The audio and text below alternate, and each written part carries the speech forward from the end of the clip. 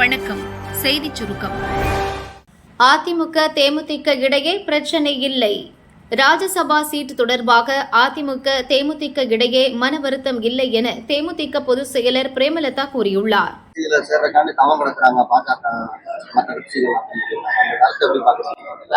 அதுதான் ஒவ்வொருத்தர் சொல்ற கருத்துக்கு நான் பதில் சொல்ல முடியாது. யார் சொன்னாங்க, கேட்டவங்க யாரு அப்படிங்கிறது அவங்க தான் பதில் சொல்லணும். அது அந்த மாதிரி மற்றவங்க பேசுறதுக்கு நம்ம பதில் சொல்லவே முடியாது. அது என்னை பொறுத்த வரைக்கும் நான் நேத்து உலக மகளிர் தினம் தலைமை கழகத்துல மிக சிறப்பாக நடத்தணும். இப்போ பார்த்தா நம்ம தமிழ்நாட்டுல மிக முக்கியமான ஒரு 3 விஷயம் அப்படின்னா இந்த மும்மொழி கொள்கை, அப்புறம் தொகுதி சீரமைப்பு, அடுத்தது மீனவர்கள் பிரச்சனை. இன்னைக்கு காலகட்டத்தில் இது 3 தான் மிக முக்கியமான ஒரு விஷயமா இருக்கு. அதை தான் நான் நேற்று சொல்லியிருக்கேன், அதையும் உங்ககிட்டயும் சொல்றேன். தமிழ்நாட்டை பொறுத்த வரைக்கும் தமிழ் மொழி தான் நம் தாய்மொழி, உயிர்மொழி. தமிழ் நிச்சயமாக தமிழகம் முழுவதும் கட்டாயமாக்கப்பட வேண்டும். கட்டாயமா எல்லாரும் தமிழ் படிக்கணும், அது கட்டாயமாக்கப்பட வேண்டும் அப்படின்றதுதான் தேமுதிகவின் நிலைப்பாடு. அதே போல கேப்டன் எப்பொழுதுமே சொல்றது அன்னை மொழி காப்போம், அனைத்து மொழியும் கற்போம் அப்படிங்கிறது தான். அதுதான் தேமுதிகவினுடைய நிலைப்பாடுன்றதையும் நான் உறுதியா பதிய வைக்கிறேன். அதான் இப்ப நம்ம சொல்ல முடியாதுல்ல, நம்ம ஜோசியும் சொல்ல முடியாதுல்ல. அதனால நான் என்ன சொல்றேன், இன்னும் 1 வருஷம் இருக்கு, பொறுத்திருங்கள். அந்த காலம் வரும் பொழுது நிச்சயமாக அதுக்கான அறிவிப்பு உங்களுக்கு. 2 நாள் அந்த எம்பி சீட் விவகாரம்னா கொஞ்சம் பேசும் பொருளா இருக்கு. இந்த விவகாரத்துல நமக்கும் அதிமுகவுக்கும் சின்ன மன வருத்தமோ சங்கடங்களோ இது இருக்கு. அது வெளிப்படையா நல்லுறவு தொடருதான், அந்த மாதிரி எதுவும் தெரியும். சரிங்களா? சசிகாந்த் செந்தில் வீடியோ. அண்ணாமலை ஆவேச பதில். தரம் தாழ்ந்து போனீரே, வெட்கமாக இல்லையா? தமிழ் மாணவர்கள் யுபிஎஸ்சி தேர்வில் வெற்றி பெற முடியாததற்கு ஹிந்தி மொழி தெரியாததுதான் காரணம் என அண்ணாமலை கூறியதாக காங்கிரஸ் எம்பி சசிகாந்த் செந்தில் வீடியோ வெளியிட்டுள்ளார். தமிழக பாஜக தலைவர் யூபிஎஸ்சியில் தமிழ்நாடு உடைய ஸ்டூடெண்ட்ஸோடைய பர்ஃபார்மன்ஸ் கம்மியாயிருச்சு, அதுக்கு ஹிந்தி இல்லாதது தான் காரணம் அப்படின்னு ஒரு ரொம்ப வேகான ஒரு ஸ்டேட்மெண்ட்டை விட்டுருந்தார். முற்றிலும் உண்மைக்கு புறம்பான ஒரு ஸ்டேட்மெண்ட் அது. அதை எப்படி அவரால் சொல்ல முடிச்சதுன்னு எனக்கு புரியல. ஆக்சுவலாக யூபிஎஸ்சியில் நம்மளுடைய தமிழக மாணவர்களுடைய பர்ஃபார்மன்ஸ் கம்மியானது சரியான ஒரு தகவல் தான். அதாவது 2013-14 நம்மளுடைய மாணவர்களுடைய எண்ணிக்கை பார்த்திங்கன்னா 1126 பேர் கிளியர் பண்ணியிருந்தாங்க. அதில் டோட்டலாக இந்தியாவில் தமிழ்நாட்டிலேருந்து 119 மாணவர்கள் தமிழ்நாட்டிலேருந்து தேர்வாயிருந்தாங்க. பர்சன்டேஜ் பார்த்திங்கன்னா 10.6%. இந்த 10.6% இருந்தது. அப்படியே அடுத்த வருஷத்துல இந்த 2016, 15, 17, 18 அப்படியே குறைஞ்சி இப்போ நடந்த தேர்வில் 1016 மாணவர்கள் இந்தியா முழுக்க தேர்வாயிருக்காங்க. அதில் வெறும் 45 மாணவர்கள் தமிழ்நாட்டிலேருந்து தேர்வாயிருக்காங்க. அது 4.4% தான். பாஜக ஆட்சி வந்ததும் யூபிஎஸ்சியோடைய என்டையர் ஃபார்மேட்டையே மாற்றிட்டாங்க. அந்த ஃபார்மேட்டில் இது வரைக்கும் நம்மளுடைய கிராமப்புற மாணவர்களுக்கு ஏதுவாக இருந்த ஒரு சிலபஸை மாற்றி கேட் எக்ஸாம் மாதிரி நிறைய அப்ஜெக்டிவ் சப்ஜெக்ட்ஸ்லாம் வச்சு, அப்ஜெக்டிவ் கொஸ்டின்ஸ் எல்லாம் வச்சு நம்முடைய தமிழக மாணவர்களுக்கு மட்டும் இல்லாமல் இந்தியா முழுக்க இருக்கிற வறுமையில் இருக்கும் கிராமப்புற மாணவர்களுக்கு அந்த எக்ஸாமையே கிடைக்காதபடி பண்ணிட்டாங்க. சசிகாந்த் செந்தில் கருத்துக்கு தமிழக பாஜக தலைவர் அண்ணாமலை கண்டனம் தெரிவித்துள்ளார். தான் என்ன பேசினேன் என்ற வீடியோவை வெளியிட்டு அண்ணாமலை கூறியிருப்பதாவது: ஹிந்தி தெரியாததால் தான் தமிழ் மாணவர்கள் யுபிஎஸ்சி தேர்வில் வெற்றி பெறவில்லை என்று நான் கூறியதாக திருவள்ளூர் காங்கிரஸ் எம்பி சசிகாந்த் செந்தில் சொன்ன பொய்க்கு முதலில் மன்னிப்பு கேட்க வேண்டும். எனக்கு தமிழ் நன்றாக தெரியும். நகர்ப்புற தனியார் பள்ளிகளில் படிக்கும் மாணவர்களுக்கும் கிராமப்புற அரசு பள்ளிகளில் படிக்கும் மாணவர்களுக்கும் ஒரே கல்வி திட்டத்தை கொண்டு வருவதுதானே நியாயமான சமூக நீதி. 10 வருடமாக அரசு பள்ளிக் கல்வி திட்டத்தை மாற்றவில்லை என்று கூற உங்களுக்கும் வெட்கமில்லை, உங்கள் கூட்டணி கட்சி திமுகவுக்கும் வெட்கமில்லை.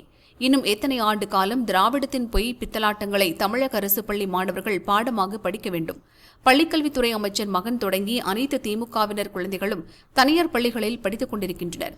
தாங்கள் நடத்தும் தனியார் பள்ளிகளின் நலனுக்காக ஏழை எளிய மாணவர்கள் பயிலும் அரசு பள்ளிகளின் கல்வித்தரத்தை உயர்த்தாமல் இரட்டை வேடம் போட்டு அவர்களை தொடர்ந்து வஞ்சித்து வரும் திமுகவை கேள்வி கேட்க எது தடுக்கிறது? அவர்கள் தயவால் பெற்ற பதவியா? தமிழக முதல்வர் தொடங்கி திமுக மற்றும் ஒட்டுமொத்த இண்டி கூட்டணி கட்சி எம்பிக்கள் அனைவருமே பொய் சொல்வதையே வாடிக்கையாக வைத்திருக்கிறார்கள். அரசு உயர் பதவி வகித்த சசிகாந்த் செந்தில் அரசியலுக்காக இப்படி திமுக கைக்கூலிகள் போல் போலி செய்திகளை பரப்பும் அளவுக்கு தரம் இறங்கியிருப்பது வருத்தமளிக்கிறது. நான் பேசிய காணொளியை இத்துடன் இணைத்திருக்கிறேன்.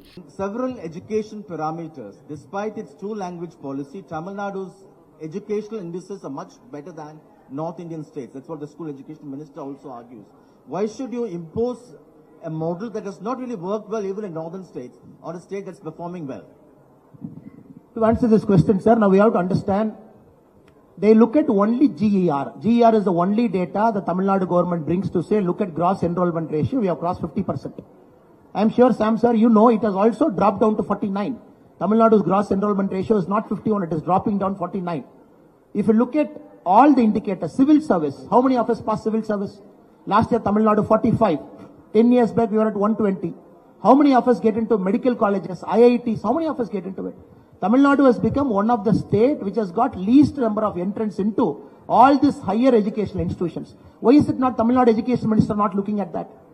Education is not about number of schools or number of toilets. It is also about quality. Tamil Nadu scores high because of access to education, because more schools. That is not them. Karmaveer Kamarajaraya built 18,000 schools. Because of that, the access to education is good. That is why we are topping most parameter. Moment it comes to quality of education, why Tamil Nadu is in the bottom of all the tables, sir? தமிழகத்திலிருந்து கிராமப்புற மாணவர்கள் UPSC தேர்வில் தேர்ச்சி பெறும் சதவீதம் குறைந்திருக்கிறது என்பது உண்மைதான். அதற்கு காரணம் திமுக காங்கிரஸ் கூட்டணி தாங்கள் நடத்தும் தனியார் பள்ளிகளை முன்னிறுத்தி அரசு பள்ளிகளை செயலிழக்கச் செய்திருப்பதுதானே தவிர மத்திய அரசு காரணமல்ல. கிராமப்புற மாணவர்கள் தேர்ச்சி குறைந்திருப்பதை ஒப்புக்கொள்ளும் சசிகாந்த் செந்தில் தமிழக அரசு பாடத்திட்டம் தனியார் பள்ளிகள் பாடத்திட்டத்தைப் போல தரமானவை இல்லை என்பதை ஒப்புக்கொள்கிறாரா? தேசிய கல்விக் கொள்கை மூலம் தரமான கல்வி தமிழக அரசு பள்ளி மாணவர்களுக்கு கிடைப்பதை அவர் இனியாவது ஆதரிப்பார் என்று நம்புகிறோம் என அண்ணாமலை அறிக்கையில் கூறியுள்ளார். மீண்டும் லிஸ்டில் அதே 4 மாவட்டம். அடித்து ஊற்ற வருது மிக கனமழை. பரபரப்பு வானிலை அப்டேட். தமிழகத்தில் கடந்த வாரம் பரவலாக மழை பெய்தது. குறிப்பாக நெல்லை, தென்காசி, கன்னியாகுமரி, தூத்துக்குடி உள்ளிட்ட தென் மாவட்டங்களில் ஆங்காங்கே பலத்த மழை கொட்டியது. அதன் பிறகு தமிழகம் மற்றும் புதுச்சேரியில் வெயிலின் தாக்கம் அதிகரித்தது. ஒரு வாரமாக வெயில் சுட்டெரிக்கிறது. இந்த நிலையில் மீண்டும் தமிழகத்தில் மழை பெய்யக்கூடும் என்று சென்னை வானிலை மையம் கூறியுள்ளது. அதன் அறிவிப்பு: பூமத்திய ரேகையை ஒட்டிய வடகிழக்கு இந்திய பெருங்கடல் மற்றும் அதை ஒட்டிய தென்கிழக்கு வங்கக்கடல் பகுதியில் மேலடுக்கு சுழற்சி நிலவுகிறது. இதனால் திங்கட்கிழமை தமிழகத்தின் கடலோர மாவட்டங்கள், சில உள் மாவட்டங்கள் மற்றும் புதுச்சேரி, காரைக்காலில் இடி மின்னலுடன் மழை பெய்யும். செவ்வாய்க்கிழமை தமிழகம், புதுச்சேரி முழுதும் பரவலாக மழை பெய்யக்கூடும். குறிப்பாக கன்னியாகுமரி, திருநெல்வேலி, தென்காசி மற்றும் தூத்துக்குடி மாவட்டங்களில் மிக கனமழை கொட்டி தீர்க்கும். இந்த மாவட்டங்களுக்கு ஆரஞ்சு அலர்ட் விடுக்கப்பட்டுள்ளது. அதேபோல் விருதுநகர், சிவகங்கை, மயிலாடுதுறை, தஞ்சை, திருவாரூர், நாகை, புதுக்கோட்டை, ராமநாதபுரம் மாவட்டங்களில் கனமழை கொட்டி தீர்க்கும். இந்த மாவட்டங்களுக்கு கனமழைக்கான மஞ்சள் அலர்ட் விடுக்கப்பட்டுள்ளது. புதன் மற்றும் வியாழக்கிழமை தமிழகம், புதுச்சேரியில் லேசானது முதல் மிதமானது வரை மழை பெய்யக்கூடும். அதன் பிறகு வறண்ட வானிலை நிலவும் என்று வானிலை மையம் கூறியுள்ளது. பெரம்பூர் போலீஸ் எல்லைக்கு உட்பட்ட முட்டம் கிராமத்தில் சாராய வியாபாரம் குறித்து போலீசுக்கு தகவல் தெரிவித்தது மற்றும் சாராய விற்பனையை தட்டி கேட்டது தொடர்பாக பிரச்சினை வெடித்தது. பிப்ரவரி 14 இரவு சாராய வியாபாரிகளான ராஜ்குமார், அவரது மைத்துனர்கள் தங்கதுரை, மூவேந்தன் சேர்ந்து தினேஷ் என்பவரை தாக்க முற்பட்டனர். இதை தடுத்து முட்டம் ஹரீஷ், சீனிவாசபுரத்தைச் சேர்ந்த ஹரிசக்தி ஆகியோர் கத்தியால் குத்தி கொலை செய்யப்பட்டனர். பெரம்பூர் போலீசார் ராஜ்குமார், தங்கதுரை, மூவேந்தன், முனுசாமி, மஞ்சுளா ஆகிய 5 பேரை கைது செய்தனர். இந்த இரட்டை கொலை சம்பவத்தின் எதிரொலியாக Perambur police station inspector Nagavalli காத்திருப்போர் பட்டியலுக்கு மாற்றப்பட்டார். தொடர்ந்து எஸ்பி, தனிப்பிரிவு போலீஸ் பிரபாகர், சப் இன்ஸ்பெக்டர்கள் மணிமாறன், சங்கர் ஆகியோரும் அடுத்தடுத்து பணியிட மாற்றம் செய்யப்பட்டனர். இந்த சூழலில் நேற்றிரவு பெரம்பூர் போலீஸ் ஸ்டேஷனில் பணியாற்றிய 19 போலீசாரை அதிரடியாக கூண்டோடு டிரான்ஸ்பர் செய்து மாவட்ட எஸ்பி ஸ்டாலின் உத்தரவிட்டுள்ளார். பெரம்பூர் போலீஸ் ஸ்டேஷன் உட்பட மாவட்டம் முழுவதும் நிர்வாக வசதிக்காக என மொத்தம் 70 போலீசார் அதிரடியாக பணியிட மாற்றம் செய்யப்பட்டுள்ளனர். இதில் 16 பேர் மட்டுமே மாற்றம் கேட்டு விருப்ப மனு கொடுத்தவர்கள். கற்பூரம் ஏற்றிய மறுகணம் கூட்டமாக பறந்து வந்த தேனீக்கள். கன்னிக்கோவிலில் பக்தர்கள் அலறல். வேலூர் மாவட்டம் குடியாத்தம் அருகே உள்ள சின்ன பறவைக்கல் கிராமத்தில் கன்னிக்கோவில் உள்ளது. ஞாயிற்றுக்கிழமை என்பதால் கன்னிக்கோவிலில் சாமி கும்பிட அக்கம்பக்கத்து கிராமங்களை சென்ற மக்கள் சென்றனர். அந்த வகையில் 40 வயது செந்தில்குமார் என்பவர் தனது குடும்பத்துடன் சாமி கும்பிட சென்றார். உறவினர்களும் வந்திருந்தனர். கன்னிக்கோவிலில் கற்பூரம் ஏற்றி சாமி கும்பிட்டனர். கற்பூரம் சாம்பிராணியிலிருந்து புகை கிளம்பியதால் அருகிலுள்ள மரத்தில் கூடு கட்டியிருந்த மொத்த தேனீக்களும் பறந்து வந்து கோவில் முன் நின்றிருந்த செந்தில்குமார் மற்றும் குடும்பத்தினரை கொட்டியது. வலி தாங்க முடியாமல் எல்லாரும் ஓட்டம் பிடித்தனர். ஆனாலும் தேனீக்கள் விடாமல் கொட்டின. இதில் செந்தில்குமார் சம்பவ இடத்திலேயே இறந்தார். தேனீக்கள் கொட்டியதில் செந்தில்குமார் மனைவி மற்றும் பிள்ளைகள் உள்பட 6 பெண்கள் 8 ஆண்கள் படுகாயமடைந்தனர். அனைவரும் குடியாத்தம் அரசு மருத்துவமனையில் அட்மிட் செய்யப்பட்டனர். சிகிச்சை பெற்று வருபவர்களுக்கு குடியாத்தம் எம்எல்ஏ அமுலு விஜயன் ஆறுதல் கூறினார். 3 பெண்கள் நிலைமை கவலைக்கிடமாக இருப்பதால் வேலூர் அரசு மருத்துவக் கல்லூரி மருத்துவமனைக்கு அனுப்பி வைக்கப்பட்டுள்ளனர். இறந்த செந்தில்குமார் பெங்களூருவில் பில்டிங் பட்டறை வைத்துள்ளார். குலதெய்வ கோவிலில் குடும்பத்துடன் நேர்த்திக்கடன் செலுத்த வந்தவர் தேனீக்கள் கொட்டி பலியான சம்பவம் வாணியம்பாடி வட்டாரத்தில் பெரும் பரபரப்பை ஏற்படுத்தியது. மத்திய பிரதேசத்தில் 58வது புலிகள் காப்பகம். விலங்குகளை போற்றும் இந்தியா. நாட்டில் புலிகளை பாதுகாக்கவும் அதன் எண்ணிக்கையை அதிகரிக்கவும் நாடு முழுவதும் பல்வேறு மாநிலங்களில் புலிகள் காப்பகம் அமைக்கப்பட்டுள்ளன. தமிழகத்தில் களக்காடு, முண்டந்துறை, ஆனைமலை, முதுமலை, சத்தியமங்கலம், மேகமலை உள்ளிட்ட இடங்கள் பாதுகாக்கப்பட்ட புலிகள் சரணாலயமாக அறிவிக்கப்பட்டுள்ளன. இங்குள்ள புலிகள் கணக்கிடப்பட்டு அவற்றை பாதுகாக்கவும் அவற்றின் இன விருத்திக்கான நடவடிக்கையும் எடுக்கப்பட்டு வருகின்றன. நாட்டில் மொத்தம் 57 புலிகள் காப்பகங்கள் உள்ள நிலையில் மத்திய பிரதேச மாநிலம் சிவ்புரியில் உள்ள தேசிய பூங்கா நாட்டின் 58வது புலிகள் காப்பகமாக அறிவிக்கப்பட்டுள்ளன. இது அந்த மாநிலத்தின் 9வது புலிகள் காப்பகம் என்ற பெருமையை பெற்றுள்ளது. மத்திய சுற்றுச்சூழல் துறை அமைச்சர் பூபேந்திர யாதவ் இந்த தகவலை எக்ஸ் பக்கத்தில் பகிர்ந்துள்ளார். நாட்டின் 58வது புலிகள் காப்பகத்திற்கு பிரதமர் மோடி வாழ்த்து தெரிவித்துள்ளார். வனவிலங்கு பிரியர்களுக்கு இது மகிழ்ச்சியான செய்தி. மத்திய பிரதேசத்தில் புதிதாக புலிகள் காப்பகம் அமைக்கப்பட்டுள்ளதன் மூலம் வன விலங்குகளை போற்றி பாதுகாப்பதில் இந்தியா சிறந்து விளங்குவது வெளிப்பட்டுள்ளது என மோடி கருத்து தெரிவித்துள்ளார். அமெரிக்க கோவிலில் நாசவேலை, இந்தியா கடும் கண்டனம். அமெரிக்காவின் தெற்கு கலிபோர்னியாவின் சினோ ஹில்ஸ் பகுதியில் ஸ்ரீ சுவாமி நாராயண் கோயில் உள்ளது. கோயிலில் மர்ம நபர்கள் நாசவேலை செய்துள்ளனர். இந்துக்களே திரும்பிச் செல்லுங்கள் என சுவர்களில் எழுதப்பட்டிருந்தது. இதை பார்த்து கோயில் நிர்வாகம் அதிர்ச்சி அடைந்தது. இந்து சமூகம் அனைத்து வகையான வெறுப்புகளை சமாளிப்பதற்கு தேவையான வலிமையுடன் உள்ளது. கலிபோர்னியா மக்களிடையே வெறுப்புணர்வை உருவாக்க நடக்கும் முயற்சிகளை ஒருபோதும் அனுமதிக்க மாட்டோம் எனவும் கோயில் நிர்வாகம் கூறியது. இந்த சம்பவத்துக்கு கண்டனம் தெரிவித்த இந்திய வெளியுறவுத்துறை அமைச்சக செய்தி தொடர்பாளர் ரன்தீர் ஜெய்ஸ்வால் கூறியதாவது: சினோ ஹில்ஸில் இந்து கோயிலில் நாசவேலையை செய்தவர்கள் மீது கடும் நடவடிக்கை எடுக்க வேண்டும். வழிபாட்டு தலங்களுக்கு போதுமான பாதுகாப்பை உறுதி செய்ய வேண்டும் என அமெரிக்க அரசு அதிகாரிகளை கேட்டுக்கொள்கிறோம் என ரன்தீர் ஜெய்ஸ்வால் கூறினார். கடந்த ஆண்டு கலிபோர்னியா மாகாணத்தின் சாக்ரமென்ட் நகரில் உள்ள இந்து கோயிலில் நாசவேலை நடந்தது. அதேபோல நியூயார்க்கில் உள்ள சுவாமி நாராயண் கோயிலிலும் மர்ம நபர்கள் இந்துக்களுக்கு எதிரான வாசகங்களை எழுதியிருந்தனர். 3வதாக இந்த சம்பவம் நடந்துள்ளது குறிப்பிடத்தக்கது. சிரியாவில் மீண்டும் கிளர்ச்சி. 2 நாளில் 1000 பேர் உயிரிழப்பு.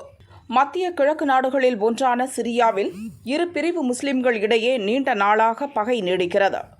இரு தரப்பினரும் அடிக்கடி மோதிக்கொள்வதால் உள்நாட்டு கிளர்ச்சி முடிவுக்கு வராமல் உள்ளது.